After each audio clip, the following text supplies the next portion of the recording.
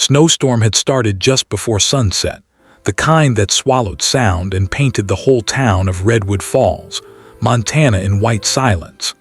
At the edge of town stood a small wooden house with a single yellow porch light glowing bravely against the cold. Inside lived Evelyn Harper, a 68-year-old widow who had learned long ago how to survive harsh winters and harsher loneliness. Evelyn was just about to pour herself a cup of chamomile tea when she heard a faint knock. At first she thought the wind had thrown snow against the door, but then came another knock, weak, desperate. Her heart skipped. No one visited her anymore, especially not during storms like this. She wrapped a shawl around her shoulders and opened the door. Two children stood there. A boy, maybe 8 years old, tried to stand tall despite his shaking legs.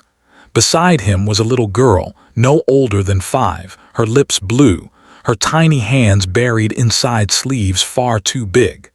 Behind them, partially hidden by the snow, were 2 motorcycles parked crookedly near the road. "Ma'am," the boy said, his voice trembling, "please, our dad told us to ask for help." Before Evelyn could ask another question, the little girl collapsed forward. Instinct took over. Evelyn pulled both children inside, slamming the door against the storm. She rushed them to the fireplace, wrapping them in blankets she had knitted years ago for grandchildren who lived far away. The boy explained in broken sentences that their father and uncle were bikers. Their bike had broken down miles away, and the men had gone to find help, telling the kids to stay put. But the cold had become unbearable. Evelyn didn't ask about leather vests or biker gangs. She didn't care. All she saw were children who needed warmth. She made hot soup, rubbed their frozen hands, and whispered softly as the fire crackled. Slowly, color returned to their faces. The girl fell asleep with her head on Evelyn's lap. The boy stayed awake, watching her with guarded eyes, like someone far too young to have learned distrust so well. "You're safe here," Evelyn said gently. "No one's taking you anywhere tonight." Hours passed. The storm howled outside, but inside the house felt alive again, something Evelyn hadn't felt in years. She found old toys in a dusty box, read them a story, and even laughed when the boy shyly smiled for the first time. Late that night, headlights flashed briefly through the window, then disappeared. No knock followed. Evelyn stayed awake in her rocking chair, holding the little girl close, praying silently that the men would find safety. She had no idea who the children's fathers truly were, or what kind of world she had just stepped into.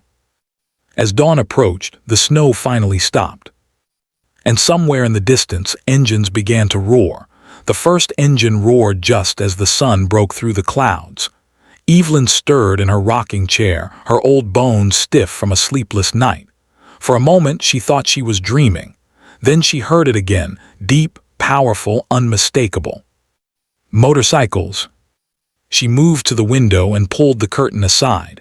Her breath caught in her throat. The narrow road in front of her house was filling with bikes, rows and rows of them, stretching as far as she could see. Leather-clad men dismounted in silence, their vests marked with the unmistakable Hell's Angels insignia. At the front stood 2 men she recognized instantly. The children's father and uncle. The boy ran to the door.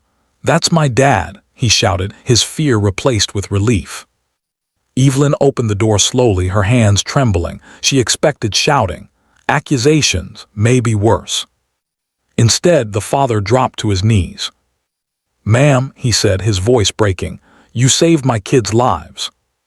Behind him, something Evelyn never expected happened. One by one, the bikers removed their helmets. 150 men stood bareheaded in the cold, a silent show of respect that made her eyes burn with tears. The uncle stepped forward, holding a thick envelope. "We searched all night. When we found your house this morning, we knew," he said. "You didn't see bikers, you saw children." Evelyn shook her head. "They were freezing," she replied softly. "Anyone would have done the same." The father gently lifted his daughter into his arms. She wrapped her arms around his neck, then waved at Evelyn. Grandma Evelyn, she said sleepily. The name hit her harder than the cold ever could. The bikers didn't leave right away. They shoveled her driveway, fixed her broken fence, and stacked firewood high enough to last the winter. One man repaired her leaking roof. Another brought groceries from town. No one spoke loudly. No one showed force.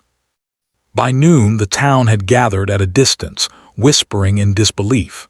They had feared the Hell's Angels their whole lives, but that day they saw something different. Before leaving, the father turned back. "If you ever need anything," he said, pressing a phone into her hand, "you call this number, your family now." As the engines finally started and the bikes rolled away, the silence returned, but it felt different, warm, full.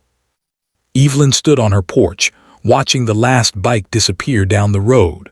Her house felt larger somehow, filled with echoes of laughter and kindness. She went inside and noticed something resting on the table, a small Hell's Angels patch, carefully placed beside a handwritten note. "Kindness is never forgotten." Evelyn smiled, holding the note to her chest. For the first time since her husband passed, she didn't feel alone anymore.